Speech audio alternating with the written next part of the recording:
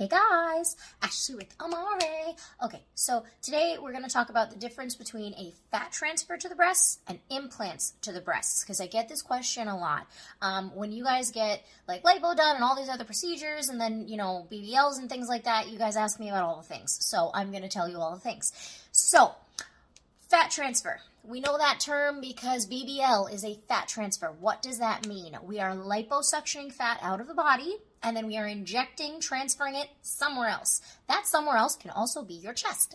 Ta-da! A lot of people think fat transfer and they just think BBL. It's not strictly limited to BBL. You can get fat transferred to your face. You can get fat transferred to your chest. Those are like two of the other main places that I see a lot. So in this video, we are going to talk about the difference between the fat transfer and the implants. We're also going to talk about the difference in the healing time between them, the difference in procedures, and who should be doing what, and why you would want to do it, right? So, I have a lovely article here pulled up from theclevelandclinic.org. If you don't know what the Cleveland Clinic is, they do a lot of really good research. They have a lot of really good articles. They're kind of like my other favorite place, plasticsurgery.org, where I'm always referencing things. So, going through this article, it's the difference between fat transfer or breast augmentation, which is, we're going to say implants, because we can go down the rabbit hole of augmentation, which is lift, reduction, all kinds of things. So we're just going to stick to fat transfer or implants. So what is fat transfer? Like we said, we lipo out the fat and we transfer it somewhere else. It heals. It takes about 6 weeks, sometimes a little bit more, depending on how much we're doing, but it takes about 6 weeks to soften and for all of those cells, those fat cells, to create new blood capillary connections so that they can start feeding the fat, giving it nutrients, and it becomes permanent.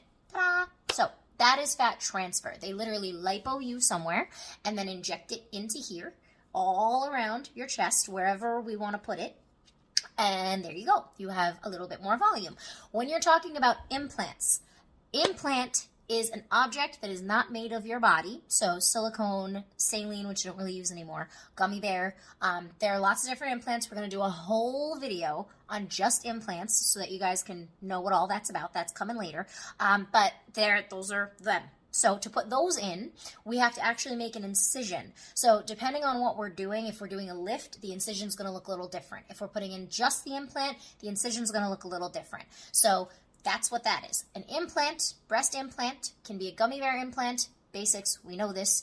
We put it in there. It requires an incision. Fat transfer does not require an incision. It's injected the same way that the BBL is injected. Couple different ways that I've seen people do it. So you can either inject it, like they'll have like a big needle with the fat in it and inject it all around, or depending on how much we're doing, and usually I've only seen this done with BBLs, they will use a cannula and inject it that way. That I have not seen yet on the chest, but I have seen them do it where they have like a really big tube and a needle and they'll inject the fat all the way around. So that's that. Those are what the two are. So let's talk about fat transfer first. So when you're looking at doing fat transfer to the breasts, right? Anything we're looking at doing to augment the breasts in this video that we're talking about is to enhance and to make bigger and to make fuller, right? So doing fat transfer, it's usually for smaller breast sizes. So this is what the article says. Fat transfer increases breast size by 1 to 2 cup sizes. If you want larger breasts, you need implants, and we'll get to that in a second. The other thing with fat transfer, sagging breasts. Fat transfer makes breasts larger, but breasts may still sag. You may need a lift to get a firmer look. So let's unpack that real quick, because that's like a little bit, all right. So when you have someone like me who is like, let's just take a random cup size. Let's say like an A, right? And we want to go to a B or a C. I used to have a C. I rock climb. I work out a lot, so now I have an A. And I'm very happy with my A. But if I wanted to go bigger, I would do fat transfer rather than implants, because I'm not looking to go to like a full C. I'm just looking to get volume and shape around here, get a little bit of cleavage, and fill out the fat that I lost from working out. I'm not looking to do anything that's going to give me way more volume than that, or something that's a little bit more dramatic. Now, that's not to say that you can't do implants if you are only looking to go up to 1 or 2 cup sizes, you absolutely can. There are different implants and different sizes. It's like picking shoes. There are a million different sizes of heels, like inch, 4 inch, 3 inch, quarter inch, tons of them, right? So when we're talking about what size we're looking for, that's not always going to determine whether you need an implant or a fat transfer. Now, I have heard a lot of people say, and this is the next thing on that list, repeat procedures, right? So you need to have a substantial amount of fat in here and tissue for the fat transfer to go in. Right? So if it's sagging, if there is like collagen and elastin loss, and then you're just filling that up, it's still gonna hang. So fat transfer to the breasts would be more, in my opinion, where I've seen it come out the best is when you already have a smaller size. You used to be bigger, maybe like a cup or 2, like it says 2 cup sizes, like me. That was a C, now I'm an A. 2 cup sizes, and you want to bring back some volume and some shaping. I personally would suggest fat transfer if you're just looking to shape out and round out the curves and get a little bit more volume, give it a little bit more fullness, but nothing where you're looking to really like get nice and full and big, because as we know, some of that fat's going to die. It's not all going to take, and this is the next point where it says repeat procedure. You may need multiple fat transfer procedures to achieve the result you want. Here's where my thing comes in with that. You are getting lipo taken out of you to put into the breast tissue. How much lipo can we actually have to put into that breast tissue to fill it up? So the way that I like to simplify this is if you have, like me, a smaller size and it's kind of just empty, but it's toned still and it's firm and it's lifted, and you just want to fill back out what you already had before, fat transfer would be good because you already have the template for what's there. You already have the skin and the tissue. It's just, it doesn't have as much volume in it. So that's what I would suggest fat transfer for, is a little bit more fullness and shaping, but not a lot of like really big volume. Again, otherwise, if you would like to do that with fat transfer, you're going to need repeat procedures. With the actual breast implants. So with that, we have tons of different sizes and shapes and styles. So there's like the teardrop shape where they're teardropped. There's like the big sweetheart shape that you can get, like where they're like higher profile. So it's kind of like they face this way or they face this way, or they're just even all around. We'll do a whole video on that later. But with that, if you're doing that kind of a procedure and putting implants in, if you have the situation where, let's say you've had kids and you have the volume, it's just hanging because of all the skin, then you might want to do just a lift so that we're lifting the skin because you have the tissue in there. There's no tissue loss in there. It could be over time if there's tissue loss. If you lost a lot of weight and there's tissue loss, and you have the skin, that's something I would still suggest implants for. Because again, you're going to have to do the reduction anyway. You're going to have to make the cut anyway to put in the implants. And then again, you can choose a smaller size implant. It doesn't have to be big. That's kind of the point of a reduction, is to reduce the size. Or maybe you want them back to the way they were and you want them to be full again. You can choose a larger size. So that's that with implants. It does say they need to be replaced every 10 to 15 years. You may need a tissue expander a few weeks before the procedure. Surgical implant balloon stretches the skin on your breast so it can accommodate the implant and increase size.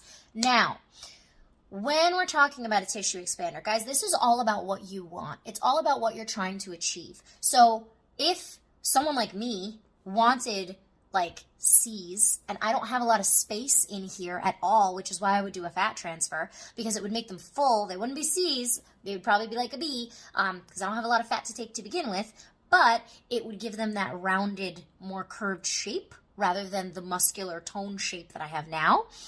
If we're looking to do something like me, do implants, I would probably need a tissue expander because there is not a lot of space in here at all to put anything except maybe fill back up a little bit of the fat in the skin that's still there. But if you're looking to go up to like a C or even a D, you would need a tissue expander. So tissue expander goes in. They do it a lot after cancer when you don't have any tissue left. It's all been taken out from the cancer. It's a little balloon, like they said. It'll go in there. It'll stretch the tissue over time. So now you have space for the implant you want. Tissue expanders are not always necessary, guys. Just saying. Take everything with a grain of salt. You are all individual. Everybody's body is different. Don't take this as, oh, I'm small, I may need a tissue expander, or oh, I'm small, I'm not going to be able to get implants. That's not what I'm saying. It is an option. I have seen it where we want to go from an A to a D, and we do a tissue expander over time, or we start with smaller implants and 3 years later upgrade to a larger profile implant. That's fine too. You don't always need a tissue expander.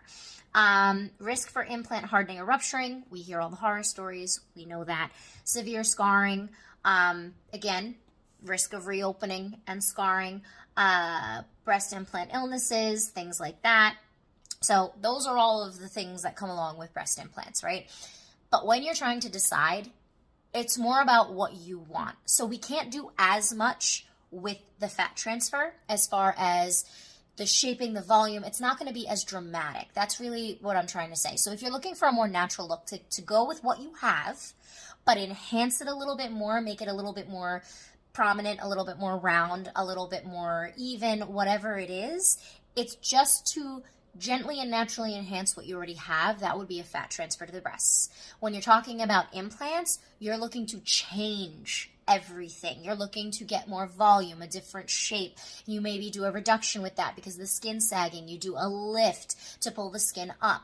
And again, back to what they said, right? So if we do this, the sagging thing, if we do the fat transfer and we don't do the lift, it's just going to be in the same spot and the same shape, just more. So fat transfer is going to just make what you have here a little bit more, rather than doing implants and a lift that's going to give you that firm volume. If you already don't have that firmness and where they're like up high and they're nice and toned, you may not want to do fat transfer. You may want to do a reduction or a lift and implants. So that's a lot of that. This article has a lot of stuff on recovery, as well as like explaining it a lot more. This is a really great article. Let me see. It is Cleveland Clinic Fat Transfer Breast Augmentation is the name of the article. And it talks about it. And it's got a lot of good links for you guys to learn stuff. So that's pretty great. But when we talk about recovery, so now that we know what it is, now that we know why we should be considering it, what we should be considering, what we're looking at, let's talk about recovery. There is a big difference in the recovery for fat transfer versus implants. So manual lymphatic drainage specialist, post-op specialist, I do all the recovery things. With that being said, I have seen where with fat transfer, we're so not happy because we thought it was going to be way more and it's not, which is why they said repeat procedures. I have seen where we kind of just throw it in just because, and we're like, yeah, if it sticks, it sticks, and we get this nice big curve on top and it looks nice and full and it just fills out the dips. And we're super happy. I have seen implants where we're not so happy and we are happy. One is not better than the other as far as recovery. The recovery is your responsibility. Let's put it into the perspective of BBL versus fat transfer for your hip dips. When you're looking to get a BBL, you're looking to get nice big volume. You're looking to do the whole thing, round it out, nice big volume, maybe like up a couple sizes from where you were before, get some kind of like tissue and fat back there, right? When you're talking about doing a fat transfer to fill out just your hip dips, we're looking for the planes and the places where it's empty, and we want to bring them into symmetry with everything else. So we're just injecting into those places just to give it that little bit of roundness and shape and fill those little dips. That would be fat transfer to the breasts versus implants, which is to full the whole thing everywhere all the way around. So when you're talking about recovery from those two things, you're talking about something that's a little bit minor and something that's a little bit major. Fat transfer, we will have little injections rather than a cut. Breast augmentation, implants, you will have an actual incision you need to worry about. Swelling-wise, right, and recovery-wise. We cannot touch the swelling of the fat transfer. And side note, if anyone ever tells you they're going to massage your BBL while it's still healing, run for the hills, because that fat is full in there and it's got all the swelling that's protecting it around it as it makes those little blood capillary connections to make them permanent. If you go moving that stuff around, it's a problem. So we don't do any manual lymphatic drainage for the swelling. They need to stay swollen All that needs to stay right where it is and heal, which is why, next point, garments. Your surgeon a lot of times will tell you not to wear a garment and just wear a very loose-fitting sports bra or no bra after your fat transfer, because we don't want any pressure on it. It's a very delicate area. We want everything to sit and stay exactly where we put it. So we're not touching any of this. We're not, wearing like a wrap or anything like that. No compression bras, nothing like that after fat transfer. Because the same way with the BBL, we don't want to put pressure on it. Same way with the chest, we don't want to put pressure on it. Now, with implants, we absolutely work on that, because if we don't, that's how these rupture under here, these incisions. That's how incisions open, is from improper compression, squeezing and forcing all the swelling into or cutting into and causing pressure on your incision, which causes them to have pressure behind the incision and they open, or the garment just it's not compressing at all and you blow up because you're not wearing a compression bra, you're wearing a sports bra, which the band is cutting into you here, and then there's absolutely no compression up here because it's loose, stretchy material. It's not compression with hooks. So that's the thing with implants, is we got to be a little bit more careful with the compression that we're using. Also, manual lymphatic drainage, 110% after implants, because again, like it says, scarring, capsular contracture, things like that, severe pain, those are all on this little list here of, with implants, things that you can expect with the healing that might go wrong. All of those things, you have all of this swelling around your implant. You need to make sure all that swelling goes away and doesn't cause scar tissue buildup over, on top of, underneath, or on the sides, anywhere around the implant. We want that to heal without any scar tissue in it. That scar tissue is fibrosis. That fibrosis starts a swelling. So if we don't get that swelling out, we can potentially have a lot of hardness around the implant, which we do see a lot and we can't get rid of. But same thing with your scar. You can have a lot of hardness around your scar because that swelling starts to harden and then it becomes permanent. So with taking care of yourself after a fat transfer to the breasts, you really need the manual lymphatic drainage for the lipo. And you don't want anything happening to the lipo area, because fibrosis will happen if you are not doing anything in your lipo area. And I see it all the time. And everybody comes in like 6 months later and they're like, oh yeah, I had a fat transfer done on my breasts. And I'm like, oh, how'd it go? They're like, oh, it's great. It's perfectly fine. But my lipo area is just, it's not doing so great. I still got swelling. I still got a little bit of hardness. I don't know what's going on. Guys, we do not want all of this to heal perfect. And then the thing that we weren't trying to do anything with, which is the lipo area, not heal perfect. We want to make sure we're on top of the aftercare for the lipo that we took the fat from to put in the breasts. So although we're not touching anything in the breast area, we are still in a compression garment for the lipo area with lipofoams, doing the massage, the manual lymphatic drainage massage, making sure that all that stays compressed and all that fluid stays moving and getting out of you and doesn't stagnate and become fibrotic. So the aftercare for fat transfer is going to be all about the lipo. The aftercare for the breast lift reduction implants, whatever you're choosing to do in that area, that's going to be for that area, because again, we're not altering anything else. We're not having surgery on anything else. It's just this area. That's it. We are just making the cut here. We've got the implants. We've got the swelling. Maybe we did a little bit of lipo under here, under the armpit area to contour. But our main focus in your treatment is going to be proper compressions for here, for all the chest area with the implants, making sure that it's being supported properly, manual lymphatic drainage to your chest, your ribs, underneath your ribs to get this whole area to drain properly so that we don't get any swelling stuck under there, healing with the implant, and that your incisions lay flat, foams in the compression garment for support if we absolutely need them. All of your aftercare is going to be focused with your implants directly by the implant area. That does not mean we are touching the implant. I have heard too many things about too many therapists that are like squishing into the implant area and using oil and rubbing on the implant. It's trying to heal in there. Stop poking at things. When we do manual lymphatic drainage for breast cancer, for lymphedema, where you have an implant and it's swollen, we are working above up here to get it to drain into your axillary channel where all your lymph nodes are, underneath your ribs to get your intercostal and deep lymphatics to drain that breast tissue area, the side here of the breast tissue. All of this is so fresh. Yes, we can work that area, but we're not going to if it's that fresh. All in here we're going to work, get all of this drained out. I just make sure nobody's squishing your implants right after surgery when you're recovering for like 6 months. And then even still, with some implants, they'll tell you try not to sleep on your stomach because, you know, you're going to put pressure on the implant, things like that. So all of our main focus is going to be clearing out the swelling from here with an implant. With fat transfer, our main focus is going to be cleaning up and clearing out the swelling from your lipo area so it heals perfectly without any complications or swelling, like nothing was done, as this heals on its own and we leave the fat transfer alone to heal. So both aftercare protocols involve manual lymphatic drainage for a specific area, compression garments for a specific area, whatever area that may be, foams to make sure that any hardness that's developed is being dissolved back to fluid so that the MLD, manual lymphatic drainage, can make you pee it out. And then any other, you know, aftercare things your surgeon has told you to do.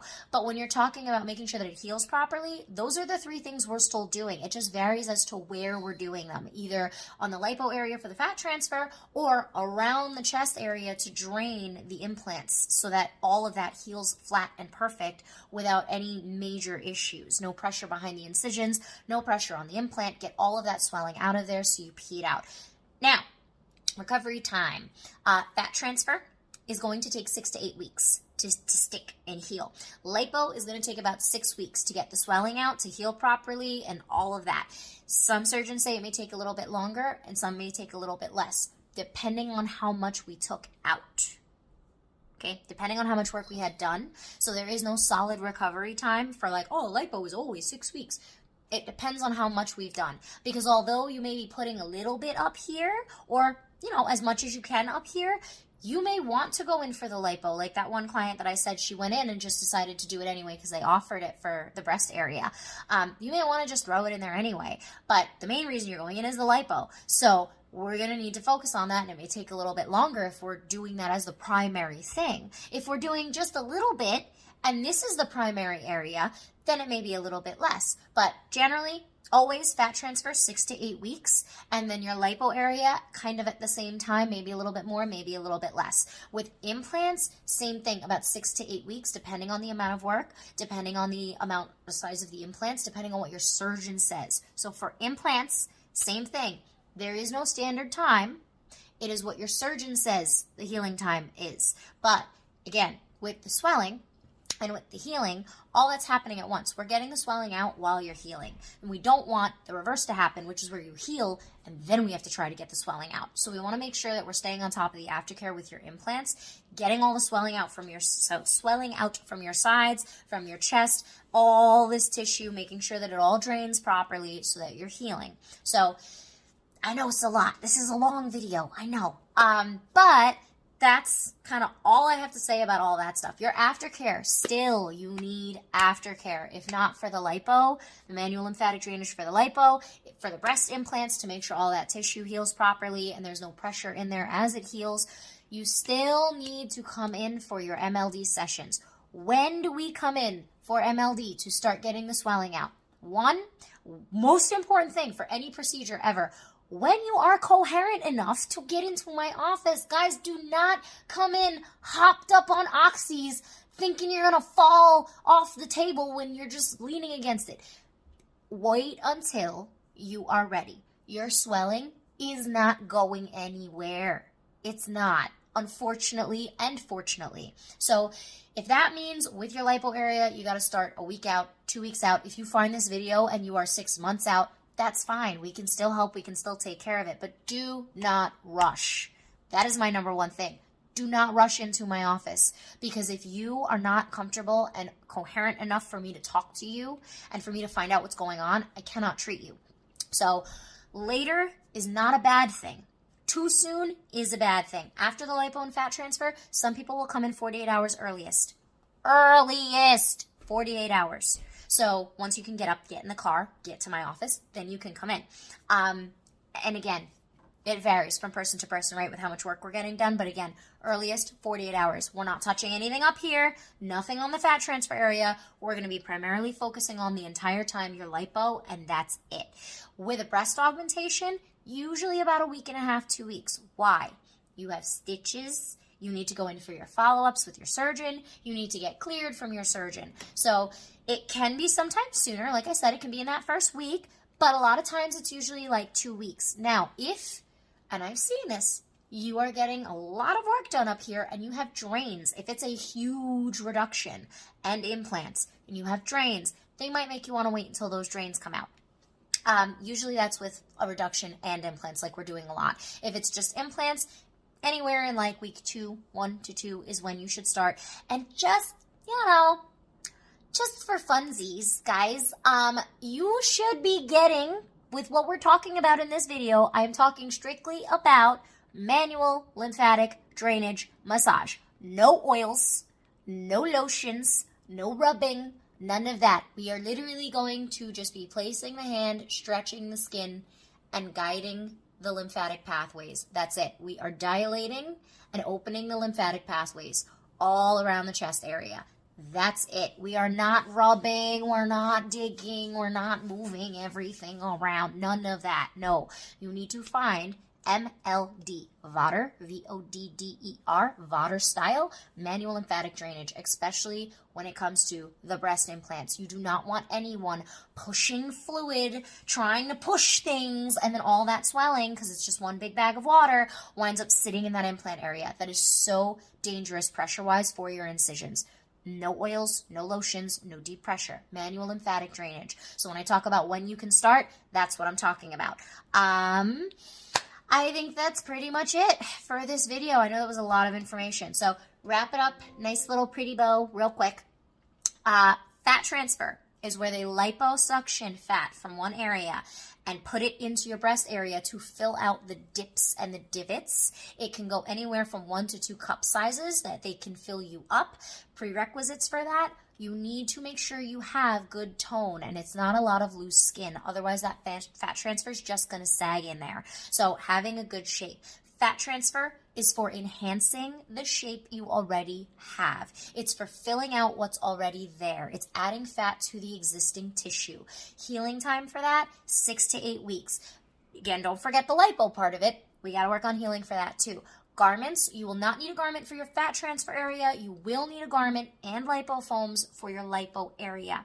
Manual lymphatic drainage can be started 48 hours after with doctor's clearance for your lipo area. We are not touching the fat transfer ever. So starting that to make sure the lipo heals properly at the same time that the fat transfer is healing, so that we don't have extra time added on to the healing time because the lipo is not healed and the fat transfer is. With breast implants, whether you're doing a reduction of the skin or just a lift and implants or just implants, you will have a cut. The implant is something that is not of your body. No other areas have to be touched on the body if you don't want them to be. You can get a smaller implant to go up a cup size or 2, or you can get a bigger implant and go up a little bit more than that. Implants can change the shape and the size and the volume. You have a little bit more room to be creative with what you're looking for with an implant. Implants will involve scars. They do need to cut to put you in. If you're doing a reduction, the scars will be different than if you're just doing the implant, which will be different than if you're doing a lift. So just know that you will have incisions to deal with an implant. Implants last 10 to 15 years. Fat transfer is permanent, but there's only so much we can do with that. And a lot of times, it's a very small amount. So, you may have to go back a couple times to get what you're looking for permanently. But fat transfer is permanent. Now, one more little thing that I'm going to insert here. If you work out like I do, and you're constantly burning fat and building muscle, and the pectoral muscles are developed pretty well, that fat's going to get eaten away at. So you may want to do implants if you're a super active person like a runner or a rock climber like me. Just little tip in there. With the implant, you will have a compression garment. You will sometimes need foams to fill out that compression garment to soften and buffer where the garment is cutting into you, trapping fluid, making sure that we don't have fibrosis. You will need to make sure you have an actual compression garment with hooks. If you have a sports bra and it's too loose or too tight, it can cause problems. You want to start manual lymphatic drainage about a week, 2 weeks, week and a half, whenever your surgeon clears you, and we will be clearing out the chest area specifically, not directly touching the implants because they are trying to heal. So again, it works on the chest and we get everything to drain, but we're not touching the implants themselves or working directly on any of this breast tissue where the implant is at all. So that's how that works. And I think that's it for the breast implant part.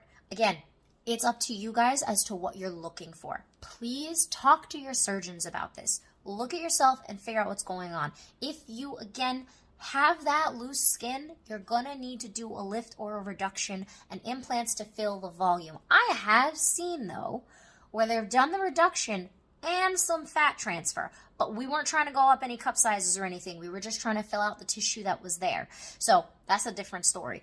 But I've seen that as well. So with that, you want to make sure that you're asking the right questions with your surgeon. You want to make sure that you're figuring out what you actually want. Do you want a lot of volume, like really big size? Do you have a lot of loose skin? Are they perky or are they hanging? You guys have to get a little bit better at asking questions with your surgeon and really nitpicking at what's there so that you make sure you're choosing the right procedure. Because yes, fat transfer can be done to go up 2 cup sizes, but if there's a lot of loose skin, it will not look firm and perky the way you want it to. So clevelandclinic.org. The article is called Fat Transfer Breast Augmentation. And that is the end of my video. Ta-da!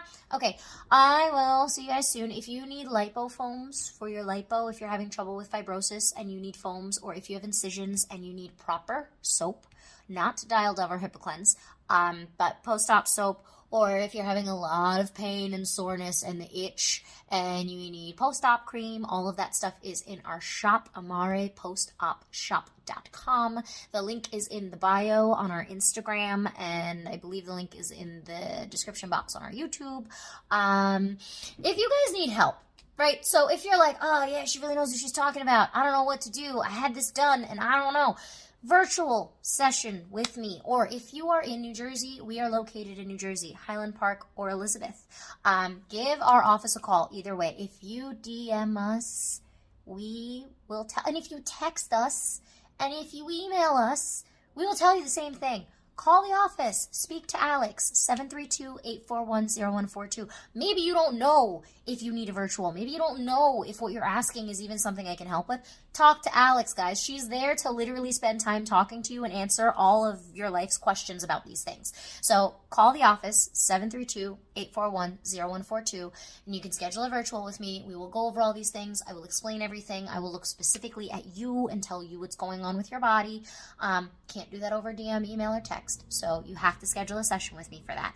But call the office one more time, 732-841-0142, and my lovely, happy Alex will be able to help you out and point you in the right direction. And that's it, guys. Have a good rest of your day. I hope this was a little bit helpful. Bye!